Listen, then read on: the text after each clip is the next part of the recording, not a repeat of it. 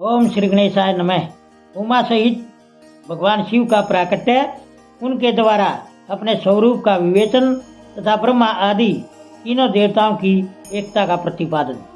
ब्रह्मा जी कहते हैं, नारद भगवान विष्णु के द्वारा की हुई अपनी स्तुति सुनकर करुणानिधि महेश्वर बड़े प्रसन्न हुए और उमा देवी के साथ सहसा वहाँ प्रकट हो गई।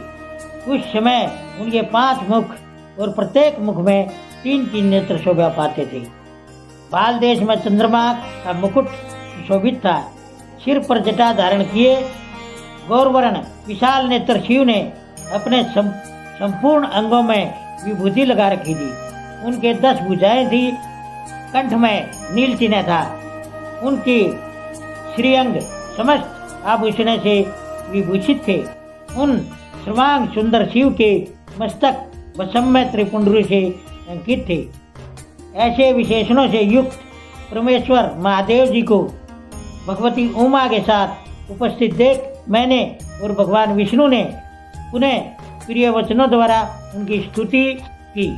तब पापहारी करुणाकार भगवान महेश्वर ने प्रसन्न मन से उन श्री विष्णु देव को श्वास रूप से वेद का उपदेश दिया।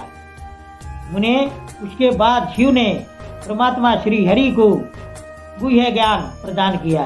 फिर उन परमात्मा ने कृपा करके मुझे भी वह ज्ञान दिया।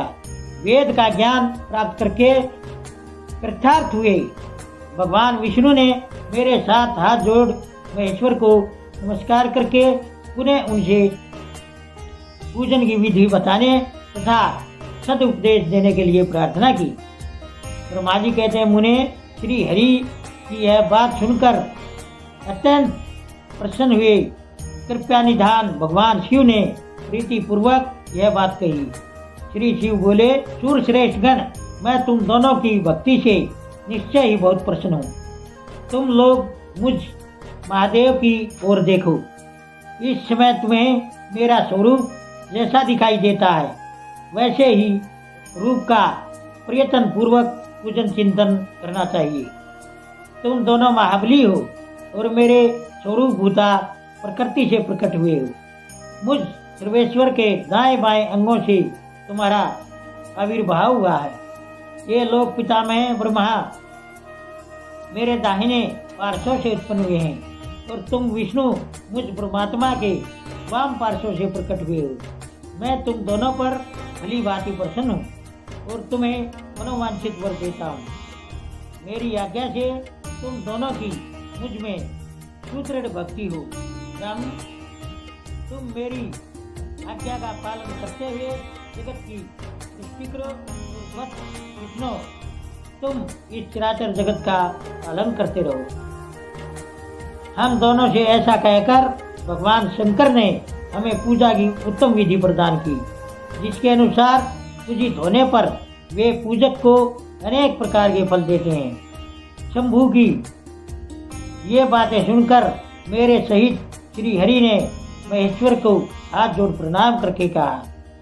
भगवान विष्णु बोले, प्रभु, यदि हमारे प्रति आपके हृदय में प्रीति उत्पन्न हुई है और यदि आप हमें वर देना आवश्यक समझते हैं तो हम यही वर मांगते हैं कि आप में हम दोनों की सदा अन्य एवं अविचल भक्ति बनी रहे।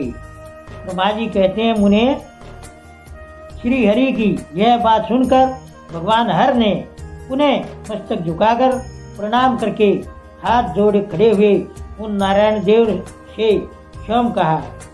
श्री महेश्वर बोले, मैं सृष्टि पालन और संहार का करता हूँ, सगुण और निर्गुण हूँ तथा सच्चिदानंद स्वरूप निर्विकार परब्रह्मा परमात्मा हूँ। विष्णु सृष्टि रक्षा और प्रलय रूप गुणों अथवा कार्यों के भेद से मैं ही ब्रह्मा विष्णु और रुद्र नाम धारण करके 3 स्वरूपों में बटा हुआ हूँ।